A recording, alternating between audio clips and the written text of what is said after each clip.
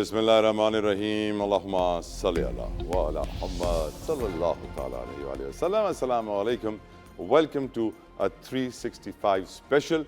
हम जानते हैं आज़ाद जम्मू कश्मीर इलेक्शन का तीसरा मरहला आज मुकम्मल हो चुका है। वोटों की गिनती का सिलसिला जारी है।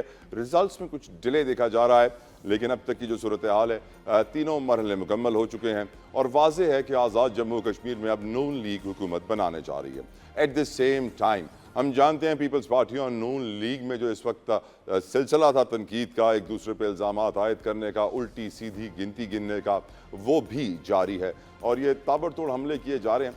आज भी हम देखते हैं कि पीपल्स पार्टी की तरफ से कहा जा रहा है कि सियासी हिकमत अमली में कुछ तब्दीली आएगी। नून लीग के साथ जो रवैया इख्तियार किए रखा था पीपल्स पार्टी ने, उसमें अब तब्दीली हम देखेंगे और मज़ीद सख्त रास्ता इख्तियार करेगी पीपल्स पार्टी। अब तक ज़रा ये कन्फर्म कर रहे हैं। बिलावल भुट्टो जरदारी साहब की तरफ से भी स्टेटमेंट आया है और ये भी हम जानते हैं कि नून लीग जो पहले बिलावल भुट्टो जरदारी साहब पे तनकीद करती थी कि वो मुजाहिरीन के जज्बात को उजागर करते हुए सियासत कर रहे हैं, आज वही नून लीग जब आज़ाद जम्मू कश्मीर का इलेक्शन जीतती है तो उन्हीं मुजाहिरीन का जिक्र करती है कि उनके साथ डायलॉग किया जाएगा, नजर षानी की जाएगी सूरत हाल के ऊपर, हालात को बेहतर बनाने के लिए टेबल टॉक का रास्ता इख्तियार किया जाएगा। यकीनन ये अच्छा अला है, हमारे अच्छे बयानात हैं। इससे पहले नून लीग ये भी कह चुकी है कि जो मुहाजिरीन की सीटों पर जीत कर आएंगे उनको काबीना का हिस्सा नहीं बनाया जाएगा। तो इस पूरी सिचुएशन को मैं डिस्कस करना चाहता हूँ अपने मेहमानों के साथ और इन specially election commission of Pakistan की कारकर्दगी, ECP की कारकर्दगी पर पीपल्स पार्टी बिलावल साहब तो खुलकर अपने ख्यालात का इजहार कर रहे हैं, तनकीद कर रहे हैं, अफसोस कर रहे हैं कि इलेक्शन कमीशन की कारकर्दगी ना होने के बराबर है। लेकिन पाकिस्तानी भी सोच रहे हैं कि हम 14 करोड़ के करीब वोटर्स का इलेक्शन एक दिन में होते हुए देखते हैं। यहाँ AJK के अंदर 3 मरहलों में 14 लाख वोटर्स का इलेक्शन करवाया गया है। आज भी 4 हल्कों में इलेक्शन हुआ है जहाँ सिर्फ 4,60,000 वोटर्स थे। तो अब बहुत सारे सियासी पंडित्स एंड गुरु सजियाकार ये कह रहे हैं कि आने वाले वक्त में पाकिस्तान में भी जो आम इंतखाबात होंगे वो इसी तरह मरहलावार किए जाएंगे। यकीनन इसके ऊपर भी हम सवाल पूछेंगे अपने मेहमानों से कि क्या ये पॉसिबल है, क्योंकि पाकिस्तान की तारीख हमें ये बताती है कि जब नेशनल असेंबली और प्रोविंशियल असेंबली के इलेक्शंस अलग अलग होते थे तो उस वक्त एहतजाज किया गया, कंप्लेन की गई कि नेशनल असेंबली का रिजल्ट पहले आता है, उसका असर पड़ता है प्रोविंशियल असेंबली के रिजल्ट के ऊपर, इसलिए ऐसा ना हो। तो फिर हमने एक ही दिन कराना शुरू किया, लेकिन आज वो इलेक्शन कमीशन आज़ाद जम्मू कश्मीर में एक ही दिन इलेक्शन नहीं करा सका। 3 मरहलों में आज हो गए हैं। नून लीग हुकूमत बना रही है, सियासी खींचातानी उरूज पर है। इस पर हम यकीनन आज प्रोग्राम में तफसीलन गुफ्तगू करेंगे। साथ साथ मक्का मुआहिदा, हर मुसलमान के दिल में ये दुआ थी कि स्पेशली गजा जेनोसाइड के बाद कि कुछ ऐसा हो कि मुसलमानों में यकजहती बढ़े, एक प्लेटफॉर्म पर आएँ, इत्तेहाद पैदा हो, इत्तेहाद बैनुल मुस्लिमीन, सारे फिरके एक पेज पे आ जाएं और यकीनन गजा में जो हमने मनाजिर देखे उस पर आ जाना चाहिए था, लेकिन सैडली नहीं आए। Better late than never. हम अब देखते हैं कि ईरान अमेरिका जंग के बाद सऊदी अरब, तुर्की और पाकिस्तान ने दिफाई मुआहिदा किया है। बहुत इंपॉर्टेंट दिफाई मुआहिदा है मक्का मुआहिदा और इससे मुसलमानों के दुश्मनों की नींदें हराम हुई हैं। नेतन्याहू हो, इजराइल हो, दीगर उनके साथी हों, वो परेशान हुए हैं कि ये इत्तेहाद बढ़े ना, जबकि मुसलमानों की ये दुआ है कि ये इत्तेहाद बढ़े।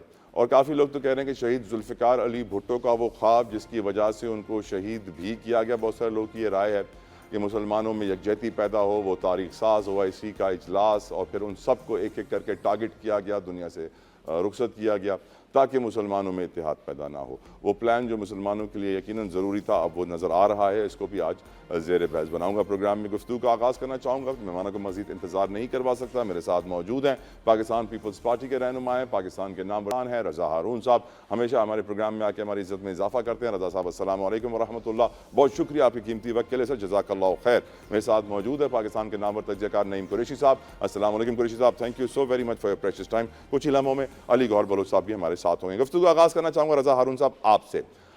AJK इंतखाबात, पीपल्स पार्टी की तनकीद हम देख रहे हैं, नून लीग पर भी, ECP पर भी, सिस्टम पर भी, तरीक़ाकार पर भी, वोटिंग के सूरत हाल पर भी।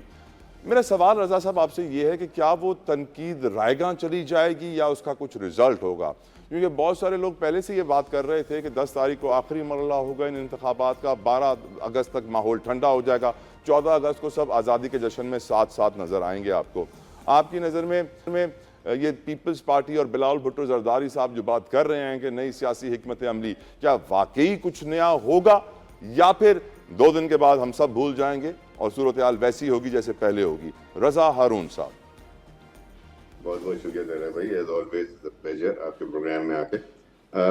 देखें, एक है कश्मीर में इलेक्शन का, और ना सिर्फ ये कि इलेक्शन से पहले बल्कि इलेक्शन के दौरान और इलेक्शन के बाद प्री पोल, ड्यूरिंग पोल और पोस्ट पोल रिगिंग के बहुत सारे इल्ज़ामात, कुछ इल्ज़ामात सबूत और शवाहिद के साथ सामने आए हैं, जिसको कि पीपल्स पार्टी ने इलेक्शन कमीशन में भी अपनी दरखास्तें डाली हैं, पिटीशन, और जाहिर है कि वो फैसला आने तक उसका इंतज़ार रहेगा।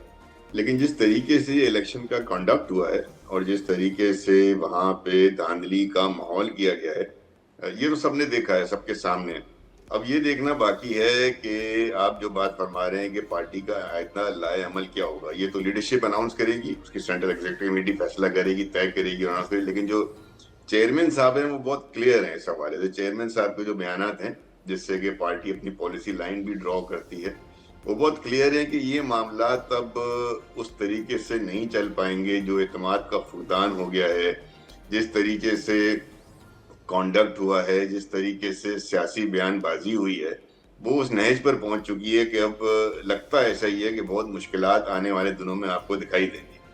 जहां तक आपने कहा कि 10 अगस्त को इलेक्शन खत्म हो जाएगा और 12, देखें हर इवेंट को बड़ी सियासी जमातें इवेंट टू इवेंट पॉलिटिक्स करती हैं। जब 14 अगस्त का दिन आएगा तो वो एक कौमी दिन है, कौमी यकजहती का दिन है, कौमी जज्बे के साथ मनाने का दिन है। और ज़ाहिर है पीपल्स पार्टी के प्रेसिडेंट भी हैं, सूबाई हुकूमतें भी हैं, गवर्नर्स भी बैठे हैं, तो जहाँ तक 14 अगस्त है वो तो बिल्कुल सब मिलकर साथ मनाएंगे और वहाँ तो आपको एक यकजहती की फजा नजर भी आएगी और सब एक साथ होंगे। लेकिन एक बात जरूर याद रखें कि ये दो अलग-अलग बड़ी जमातें हैं, पीपल्स पार्टी और मुस्लिम लीग, इनका मर्जर नहीं हुआ है।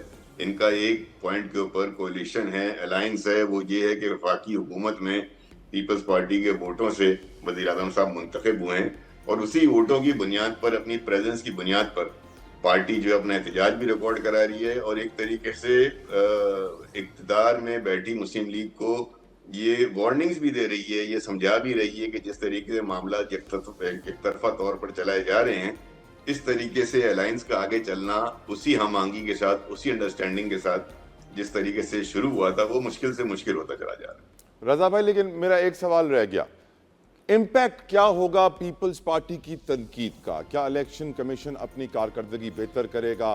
क्या नून लीग की हुकूमत माजरत करेगी, सिस्टम को बेहतर करने की बातें करेगी, या फिर ये सारी तनकीद एक सियासी ऑप्टिक्स के लिए इस्तेमाल होगी और फिर सब भूल जाएंगे? कुछ फायदा होगा सर, सिस्टम बदलेगा या नहीं? बदलना चाहिए, क्योंकि बहुत सी चीजें हम इलेक्शन में भी देखी, इससे पहले भी जो कौमी इलेक्शन होते रहे तारा भाई, उसमें हमने देखा है कि बहुत सारी ऐसी शिकायत होती है, बहुत सारे ऐसे प्रोसीजरल डिफेक्ट्स हैं कि जिनको कि इलेक्शन कमीशन की जिम्मेदारी बनती है कि उनको दूर करे। मिसाल के तौर पे वोटिंग खत्म होने के बाद 5 बजे जब वोटिंग खत्म हो जाती है तो हम एक दिन 24 घंटे 48 घंटे पोलिंग स्टेशन से रिजल्ट आने का इंतजार करते हैं। अब ये तो किसी जमाने कदीम की बातें हैं ना। इस दौर में जो जदीद तरीन टेक्नोलॉजी का दौर है, उसमें रिजल्ट को कंपाइल करना, रिजल्ट को प्रेजेंट करना और अनाउंस करने में 1 घंटा लग जाए, 2 घंटे लग जाए, 3 घंटे लग जाए, लेकिन जब आप रिजल्ट गैर जरूरी तौर पर रोकते हैं और उसको आप लेट अनाउंस करते हैं, फिर उस अनाउंसमेंट के अंदर भी जब आप पोलिंग स्टेशन के अंदर पार्टी के पोलिंग एजेंट्स को काउंटिंग के वक्त नहीं बिठाते हैं, फिर ड्यूरिंग पोल जो धांधली की शिकायत आती है उनको आप नोटिस नहीं, तो ये हमें बताता है कि सिस्टम में, इलेक्टोरल सिस्टम में ना सिर्फ प्री पोल बल्कि ड्यूरिंग पोल जो अमला है, एक तो वो ट्रेन नहीं होता, वो बड़ा जो है वो किसी ना किसी के पार्टी के लिए बाइस्ड होता है, फिर उसको प्रोसीजरल डिफेक्ट्स बहुत सारे। तो मैं उम्मीद रखूंगा कि जो शिकायत है, जहां इन शिकायत का रिजॉल्व करना इलेक्शन कमीशन का काम है, वहां इन शिकायत को सामने रख के अब बहुत हो चुकी है कि ये जो छोटी छोटी हमारी जो ये टेक्नोलॉजी के हवाले से प्रोसीजर डिफेक्ट्स हैं, इनको दुरुस्त करना बहुत जरूरी है, वरना इलेक्शन के बाद फिर हम यही बैठे होंगे, यही बातें कर रहे होंगे। वेरी वैलिड पॉइंट रजा हारून साहब आपका। नईम कुरैशी साहब, ये रजा हारून साहब की गुफ्तगू से मैं बहुत कुछ सीखता हूँ और इनकी ये गुफ्तगू सुनने के बाद मैंने ये सीखा है कि पाकिस्तान में स्मूथ इलेक्टोरल रिगिंग प्रोसेस है, जहाँ पे हम जानते हैं कि इंतखाबात कैसे होने हैं, किसने कराने हैं, वोट डालेगा कौन, गिनेगा कौन, रिजल्ट कौन जारी करेगा। नईम कुरैशी साहब, आपकी राय एजे के इंतखाबात के ऊपर? क्या जो पीपल्स पार्टी बयानात दे रहे हैं, बिलावल साहब भी, दीगर रहनुमा भी, नून लीग भी जवाब दे रही है, उल्टी सीधी गिनती हो रही है, कुछ फ़र्क पड़ेगा या फिर 2 दिन बाद भूल जाएंगे? नईम कुरैशी साहब। जी बहुत शुक्रिया तला जतोई साहब। मैं भी आज कोशिश करूंगा कि हारून रजा साहब से कुछ सीख सकूं। हारून रजा साहब बड़े पुराने पॉलिटिशियन हैं, पहले एमक्यूएम में हुआ करते थे। रजा हारून साहब। देखिए रजा हारून साहब, देखिए दो चीजें हैं, दो बातें करता हूं आपसे। पहली बात तो यह है कि कुछ अमाल ऐसे होते हैं जिनकी जस्टिफिकेशन आप कभी दे नहीं सकते। 8 फरवरी 2024 के इंतखाबात में जो कुछ भी हुआ और जो कुछ भी पीटीआई की शिकायतें थी धांधली के हवाले से, पूरे पाकिस्तान के 25 करोड़ अवाम की जो शिकायत थी उनको नहीं सुना गया। और जो उसके नतीजे में हुआ, जिस तरह सीटों की बंदरबाट हुई, माले गनीमत समझ के अदलिया को इस्तेमाल करके मुख्तलिफ जमातों को बांटा गया था, यानी जिनकी एक्चुअल 1 सीट थी उनको मखसूस 3-3 सीटें भी दी गई। ऐसी बदतरीन सूरत हाल की पीपल्स पार्टी पूरी तरह शरीक थी। और मैं हमेशा कहता हूँ, आज नहीं कह रहा, हमेशा कहा है कि मुस्लिम लीग के जराइम में पीपल्स पार्टी बराबर की शरीक थी। और आप देखिए कि आज कितनी अलमनाक सूरत हाल है कि पीपल्स पार्टी की खवातीन एक प्रेस कॉन्फ्रेंस करती हैं और उनमें से एक खातून ने यह भी कहा कि जनाब नेफे में पिस्तौल क्यों नहीं चल रही। आप अंदाजा लगाइए, रजा साहब, हारून साहब जो हैं इस वक्त मौजूद हैं, एक ज़माने में एमक्यूएम को पीपल्स पार्टी से एक्स्ट्रा जुडिशल किलिंग की शिकायत थी और पंजाब में 1.5 साल में जो कुछ भी सीटीडी ने किया है उस पर आज तक पीपल्स पार्टी ने कोई बात नहीं की। लेकिन आज जब कश्मीर में ये कहते हैं कि जी इलेक्शन लुट गया, हालांकि आप देखिए कि उस इलेक्शन की हकीकत क्या है, उसमें 10-12% से ज्यादा टर्नआउट नहीं था। हर मोतबर सहाफी इस बात का इकरार करता है कि ये बहुत लो टर्नआउट जो था इंतखाब था, जिसकी कोई कानूनी हैसियत भी नहीं है। लेकिन आज उस इलेक्शन, तो ये तो पीपल्स पार्टी का एक ऐसा अमल है जिसको वो कभी जस्टिफाइड कर नहीं सकते हैं। राइट। अब जहाँ तक बिलावल भुट्टो साहब की तनकीद का ताल्लुक है, तो देखिए मुझे ऐसा महसूस होता है कि बिलावल भुट्टो साहब जो हैं वो गैर महसूस तरीके पे मुस्लिम लीग से अपने आप को दूर कर रहे हैं और उन्हें शायद मुस्तकबिल करीब में इलेक्शन होते नजर आ रहे हैं और वो अपने आप को एक लीडर ऑफ अपोजिशन के तौर पे शायद पेश करने की तैयारी कर रहे हैं। उन्हें हालात वो नहीं भाई, वो बात की जा रही है ना कि बिलावल साहब और मरियम साहिबा दोनों ने प्राइम मिनिस्टर की अपनी कैंपेन शुरू कर दी है। मैं एग्री करता हूं आपकी बातों से। नईम साहब, आपकी इजाजत से मैं आगे बढ़ूंगा, वक्त थोड़ा सा कम है। अली गौहर बलोच साहब, आपकी तरफ आना चाहूंगा। बलोच साहब, यकीनन हुकूमत के ऊपर बड़ी तनकीद हो रही है, आपकी नज़र में एजे के इंतखाबात साफ शफाफ हुए हैं? जो पीपल्स पार्टी तनकीद कर रही है वो सही उनका लाहे अमल है या नहीं आपकी नज़र में? एंड ऑफ कोर्स हम जानते हैं कि जो इंटरनेशनल ऑब्जर्वर थे, अल जजीरा हों, BBC हों, बहुत सारे इदारों पे तनकीद की गई हमारी वजारत इत्तलात की जानिब से भी कि वो भी गलत रिपोर्टिंग कर रहे हैं एजे के इंतखाबात के ऊपर। डोंट यू थिंक कि सर अब नून लीग की हुकूमत के ऊपर प्रेशर जो बिल्ड किया जा रहा है उससे कुछ फ़र्क पड़ेगा, या फिर आप समझते हैं कि 2 दिन के बाद हालात बैक टू नॉर्मल होंगे? अली गौहर बलोच साहब। बिस्मिल्लाहिर्रहमानिर्रहीम। देखिए, बात ये है कि जाहिर है कि जिस तरह से गिलगित बल्तिस्तान के इलेक्शन हुए और वहाँ पर भी दोनों पॉलिटिकल पार्टीज का, पीपल्स पार्टी और PMLN का तकरीबन कांटेदार मुकाबला था और 1-2 वोट सीट्स का फर्क पड़ा, जिसकी वजह से पीपल्स पार्टी की गवर्नमेंट बनी। बाद में शहबाज शरीफ साहब ने फराक का मुजाहरा किया और इनको मुबारकबाद भी दी और नताइज को तस्लीम किया।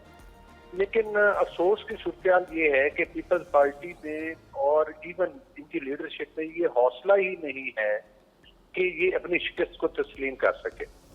नविश्ता दीवार है कश्मीर में, वहां पर इनकी गवर्नमेंट है, चाहे उसको थोड़ा अर्सा हुआ है, उससे पहले भी इनकी गवर्नमेंट है। मैं खुद कश्मीर कैंपेन में जो है वो मौजूद रहा और वहां पर लोगों की ये डिमांड थी कि जिस तरह से PMLN ने कश्मीर में पहले डिलीवर किया और जिस तरह से अब वो पाकिस्तान पंजाब में बिलखसूस जहाँ पर PMLN की सूबाई हुकूमत की है वो डिलीवर कर रहे हैं, तो हम वो तमाम तरक्याती काम चाहते हैं जो पंजाब में हो रहे हैं। नवाज शरीफ साहब आए, मरियम नवाज साहब तशरीफ लेकर आई, उन्होंने भी जो कश्मीर में बयानिया दिया उन्होंने यही दिया कि जिस तरह से हम पंजाब में काम करवा रहे हैं वो तमाम तरक्याती काम जो है वो कश्मीर में करवाए जाए।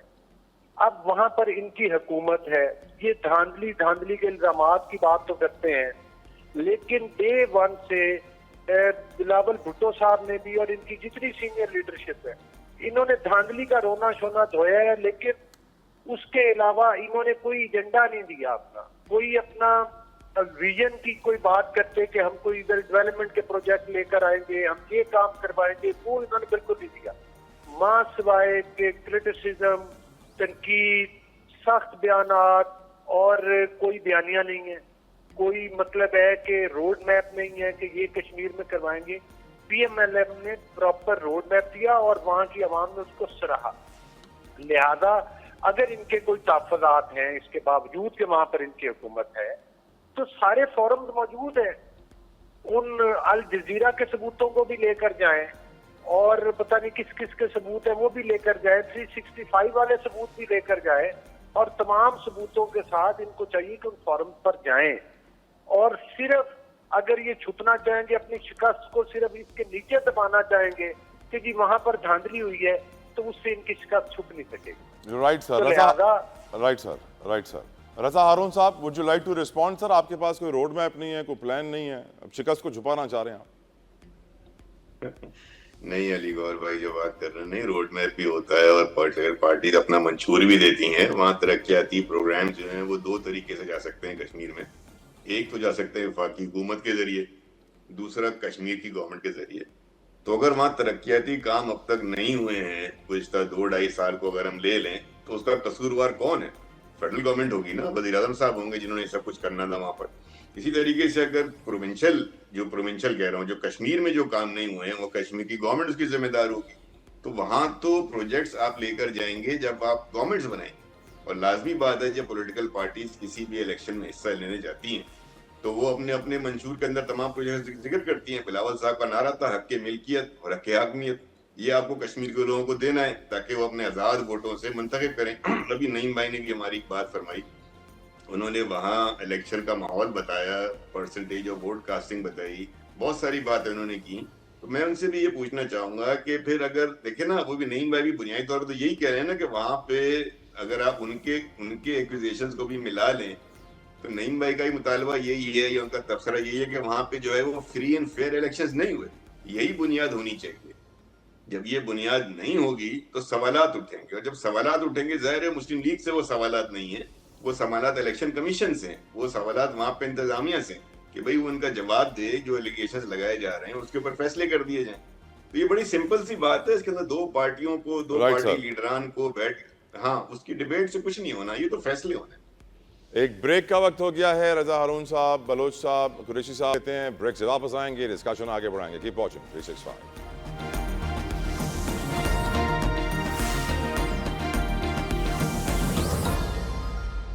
Welcome back viewers to 365 special discussion के प्रोग्राम में आगे बढ़ाएंगे।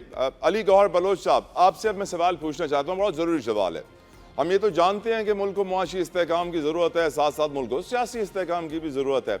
इन AJK के इंतखाबात के बाद ज़्यादातर लोग ये राय है कि सियासी इस्तेहकाम और हमसे दूर चला गया है। साथ साथ नए सूबों की बात, नए यूनिट्स की बात सोशल मीडिया पर चल रही है, उससे भी सियासी इस्तेहकाम और दूर जा रहा है। PTI लॉन्ग मार्च की बातें कर रही है कि हम अपने बानी की रिहाई नहीं उन तक रसाई चाहते हैं, सुहेल आफरीदी साहब कह रहे हैं, उससे भी सियासी इस्तेहकाम दूर जा रहा है। आपकी नज़र में ये सिचुएशन मुस्लिम लीग नून कंट्रोल में ले आएगी, सियासी इस्तेहकाम अचीव कर लेगी? बलोच साहब देखिए, बात ये है कि मुल्क को हमेशा से जो है वो तो हकीकत है कि चैलेंजेस तो दरपेश रहे हैं, चाहे वो माशी हो या चाहे वो सियासी। लेकिन जाहिर है कोई भी एहतजाज हो और वो कानून और आइन के दायरे में हो और पूरा अमन हो, तो वो तो तमाम पॉलिटिकल पार्टीज का राइट है। यहाँ पर सूरत ये है कि PTI ने एक वाकया नहीं, PTI ने जब भी कभी एहतजाज किया है, इसका ट्रैक रिकॉर्ड ये है कि इन्होंने हमेशा जो है पुरतशद्दुद किस्म का और इंतशार फैलाने वाला एहतजाज किया। हमेशा से गालम गलूज की सियासत की है, गिरेबान पकड़ने वाली सियासत की है, कील वाली लाठियों वाली सियासत की है। हत्ता कि फिर 9 मई के वाकयात तो फिर अब ये हमने तो नहीं किए ना, जिन्होंने किए ये इनकी जान इतनी जल्दी नहीं छोड़ने वाली। और जिस तरह से फिर आप चले 9 मई के वाकयात को भी एक साइड पे करें, जब गंडापुर साहब चीज 2 से 3 बार तो वफाक के ऊपर हमला आवर हुए जनाब, वहाँ से तमाम वो मतलब है कि केपी के सरकारी वसाइल लेकर जिस तरह से इन्होंने हमले किए वो किसी ढके छुपे हुए नहीं है। हाँ, जाहिर है कि जो मरकजी हुकूमत है वो एक अताबी हुकूमत है और उसकी अगर ये ट्रांसलेशन कर दी जाए कि सिर्फ PMLN को ही जरूरत है, बहुत सारे मामलात में जो इत्तेहादी होते हैं, चाहे वो पीपल्स पार्टी हो, PMLN हो, सबको एक दूसरे की कहीं ना कहीं जरूरत पड़ती रहती है। सूबों में, पंजाब में जो है हमें पीपल्स पार्टी की जरूरत नहीं, सिंध में उनको PMLN की जरूरत नहीं है, लेकिन मरकजी हुकूमत है। आज जो वज़ीर आज़म साहब हैं वो इनकी मेहरबानी है, पीपल्स पार्टी के वोट की वजह से, मतलब के वोट थे तो हमारे PMLN जो है। सर ये नए यूनिट्स की बातें बलोच साहब, नए यूनिट्स की बातें बलोच साहब, इसमें मेरा ख्याल है जो पार्टी की सीनियर लीडरशिप की तरफ से बयान आया है उसमें राना सनाउल्लाह साहब ने कहा है कि जो जिस तरह से बात की गई है सर उससे पहले किसी फोरम पर ये इशू हमारे साथ डिस्कस नहीं किया। ओके, और जाहिर है कि अगर डिस्कस किया जाएगा तो फिर उस पर जो हमारी सीनियर लीडरशिप है फिर ही उस पर खुल के बात की जाएगी। बिल्कुल ठीक बलोच साहब, बिल्कुल ठीक बलोच साहब। तो जाहिर है अगर सामने आएगा तो मैं समझता हूँ, देखिए मैं ये समझता हूँ कि पार्लियामान के अंदर या जितनी पॉलिटिकल पार्टीज इत्तेहाद में हैं या इवन ऑपोजिशन की हैं, उनके सामने इन चीज को रखा जाए और उस पर डिबेट करवाई जाए। करेक्ट। और PMLN की क़यादत वही फैसले करेगी जो मुल्क को कौम की। बिल्कुल ठीक बलोच साहब, बिल्कुल ठीक बलोच साहब। नईम कुरैशी साहब, आपकी नज़र में ये 3 पॉइंट्स हैं, AJ के elections, new units, PTI long march, सियासी इस्तेहकाम देख रहे हैं करीब मुस्तकबिल में या फिर बिल्ली के ख्वाब में छींचड़े? कुरैशी साहब, मैं तो पिछले 3 साल से कह रहा हूं कि पाकिस्तान में सियासी इस्तेहकाम नहीं है, और जब कभी मुस्लिम लीग के दोस्तों से ये आप अक्सर सवाल करते हैं सियासी इस्तेहकाम और मुआशी इस्तेहकाम का, तो ये फौरन बताने लगते हैं कि PTI जब भी जलसा जुलता ये बड़ी इंतशारी पार्टी है, कभी इस्लामाबाद पे हमला करते हैं। इन्हें ये मालूम ही नहीं है कि सियासी इस्तेहकाम किसी एक सियासी पार्टी से ही जो है वाबस्ता नहीं है। सियासी इस्तेहकाम उस वक्त होता है जब इख्तिदार में जो लोग हों, जो पार्टी इख्तिदार में, उसे अवाम में मकबूलियत हासिल हो। आपकी बात को आगे बढ़ाते हुए नहीं भाई एक जुमला, नून लीग ने शायद PTI की इतनी बुराइयां कर दी हैं कि मुझे लगता है PTI के सारे गुनाह अल्लाह ताला ने माफ कर दिए होंगे। कुरैशी साहब, ओवर टू यू। बिल्कुल ऐसा ही है, बल्कि अब उनके गुनाह इनके गले पड़ चुके हैं। बात यह है, देखिए बात यह है कि सियासी इस्तेहकाम उस वक्त होता है जब हुकूमत मकबूल होती है, जब लोगों को हुकूमत पे एतमाद होता है, और जब सियासी इस्तेहकाम होगा तो मुआशी इस्तेहकाम होगा। अपनी उन दोनों नाकामियों का ये कोई जवाब नहीं देते। आप अंदाजा करें, अभी ये फरमा रहे हैं कि वो ऐसा है कि सब पार्टियों को बैठ के इस पर बात करनी चाहिए। इनकी अपनी काबीना के एक वजीर मोहसिन नकवी साहब ने क्या कुछ कहा, अब्दुल अलीम खान साहब क्या कहते हैं, मुस्तफा कमाल साहब क्या कहते हैं, ये काबीना के अफराद हैं और इनके मुख्तलिफ बयानात हैं। तो जिसकी अपनी काबीना का ये हाल हो, वो कहते हैं हाँ नहीं हम सब बताएंगे, फिर हमारी लीडरशिप जवाब देगी। लीडरशिप अभी तक सो रही है, इसलिए कि लीडरशिप जवाब देने की पोजीशन में नहीं है। उनके जवाब से हो सकता है कुछ लोग नाराज हो जाए, तो बेचारे डर के मारे जवाब ही नहीं दे रहे। और सियासी इस्तेहकाम इसलिए नहीं है, देखिए मुआशी इस्तेहकाम भी इसलिए नहीं है कि इस हुकूमत ने मईशत पे तवज्जो ही नहीं दी। गंदुम की मिसाल देख लें, कब से हम लोग गंदुम की आपके प्रोग्राम में बात कर रहे थे, किसान का इन्होंने क्या हाल कर दिया, और अब गंदुम इंपोर्ट कर रहे हैं, महंगे दामों कर रहे हैं, और खुद हुकूमत एक्सेप्ट कर रही है कि हम महंगे दामों गंदुम इंपोर्ट करेंगे। मुकामी किसान को तबाह कर दिया और अब बाहर से महंगी गंदुम। इनकी मुआशी पॉलिसी, इनकी इंडस्ट्रियल पॉलिसीज ने आप देखें कि मुल्क की इंडस्ट्री को बिठा दिया, हर चीज में हर तरफ तबाही है। और उसके बाद जब इनको एक ही पढ़ा आता है कि PTI को कह दो उससे हमारे गुनाह धुल जाएंगे, लेकिन इनके गुनाह नहीं धुलेंगे। बिल्कुल तो बात ये है, ठीक। जहां तक यूनिट्स का देखिए, यूनिट्स का जहां तक ताल्लुक है, यूनिट्स का मामला ये है कि जब तक कहीं एक पार्लियामेंट होती है, जहां कोई गुफ्तगू होती है, कोई लीडरशिप होती है जो आजादाना अपनी राय दे, ना पीपल्स पार्टी सूबों के मामले पे क्लियर बात करती है, ना ही मुस्लिम लीग नून बात करती है। बिल्कुल ठीक सर, लिहाजा बिल्कुल ये ठीक। इसी तरह मामला अभी कुछ अर्से चलेगा, जब प्रेशर पड़ेगा तो फिर ये सामने आएगा। बिल्कुल ठीक। रजा हारून साहब, हम तकरीबन 3 दिन के बाद हम आज़ादी का जश्न बनाएंगे, लेकिन अभी नईम कुरैशी साहब कह रहे हैं कि आज़ाद नहीं है सियासतदान। आपका नज़रिया सियासी इस्तेहकाम पर और ये नए यूनिट्स के ऊपर भी खास तौर पे, क्योंकि कराची के लिए कहते हैं कि सबसे पहले अलग होगा, आपकी राय? चलो भाई देखें, बुनियादी बातें समझ लेते हैं हम। मुल्क के अंदर सियासी इस्तेहकाम का मतलब क्या है?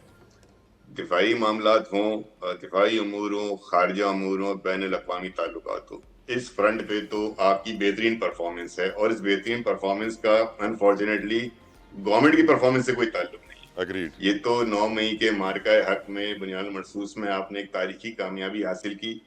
उसके बाद फील्ड मार्शल हमारे आसिम मुनीर साहब की वजह से पूरी दुनिया में हमारा एक नाम रोशन हुआ। यकीनन शहबाज शरीफ साहब की गवर्नमेंट है, लेकिन कारनामा हमारी अफवाज पाकिस्तान का था, और पूरी दुनिया ने फिर ये देखा कि पाकिस्तान का कद काट जो है वो मैंने अक़वामी सतह पे अक़वाम आलम में बढ़ता चला गया। उसका नतीजा ये हुआ कि हमने देखा कि सऊदी अरब से भी हमारा माहिदा हुआ, फिर अब हम ये देख रहे हैं कि सऊदी अरब, तुर्की और पाकिस्तान भी।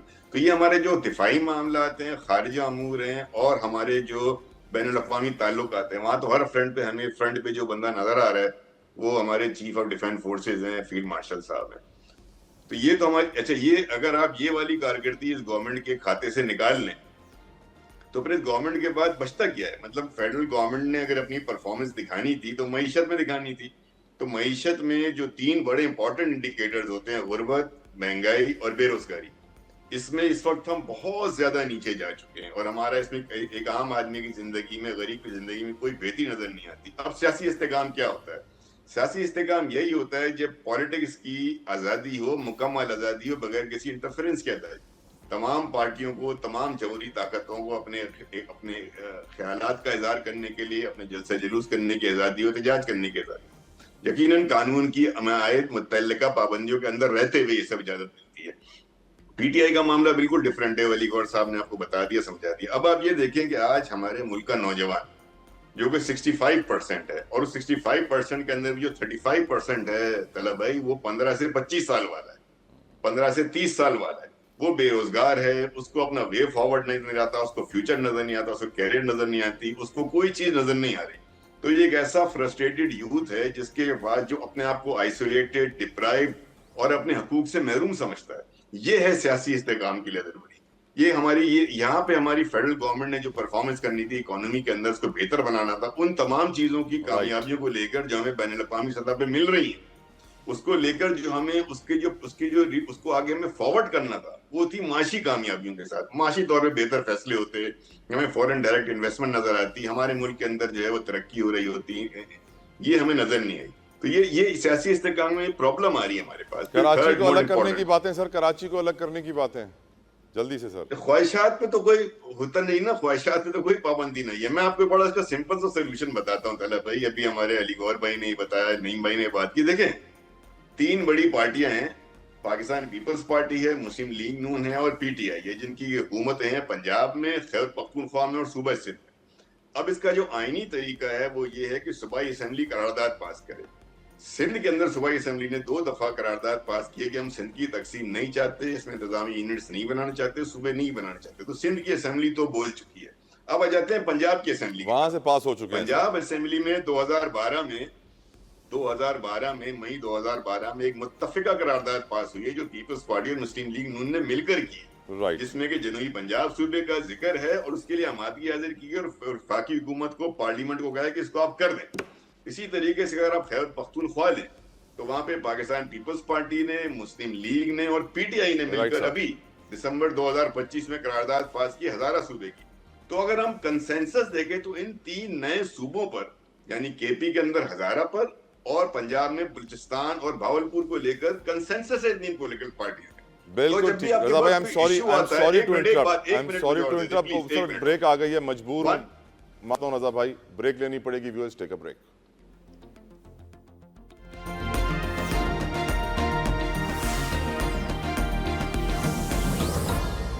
Welcome back viewers. प्रोग्राम के आखिरी हिस्से में बड़ा ज़रूरी सवाल रज़ा हारून साहब पहले आपसे पूछना चाहूँगा। मक्का मुआहिदा यकीनन हर मुसलमान के दिल में खुशी हुई कि मुसलमानों में इत्तेहाद पैदा हो रहा है। ईरान भी खुश हुआ कि अब ये मुसलमान ममालिक अमरीका से अपना दिफा नहीं मांग रहे हैं, मुसलमानों से मांग रहे हैं। लेकिन हम ये जानते हैं कि जब जनरल राहिल शरीफ साहब सऊदी अरब गए थे तो उस वक्त भी कहा गया था कि 34 मुसलमान मुल्कों की फ़ौज बनाई जा रही है। मुस्लिम कंट्रीज़ का ये बड़ा पुराना ख्वाब है कि हमारी भी नेटो की तरह फ़ौज हो। अब ये बनने जा रही है, बड़ा अच्छा इकदाम है। आपका इसके ऊपर नज़रिया? और बहुत सारे लोग ये भी कहते हैं रज़ा हारून साहब कि शहीद जुल्फ़िकार अली भुट्टो की याद ताज़ा हो गई। वो भी मुसलमानों की जो तारीख साज OIC थी जिसके बाद सबको एक एक करके शहीद किया गया, वो दिन याद आ रहे हैं। आपकी बात, आपका नज़रिया रज़ा हारून साहब? बिल्कुल ऐसा ही है। इस्लामी सरबराही कॉन्फ्रेंस थी और बहुत कामयाब हुई थी। वो जाहिर है कि दुनिया में उसको जो जो ममालिक उस वक्त उसके खिलाफ थे उन्होंने नापसंदीदा अमल उनके नज़दीक था, उन्होंने फिर जाहिर है अपने जो साजिशें की और उनको एलिमिनेट किया।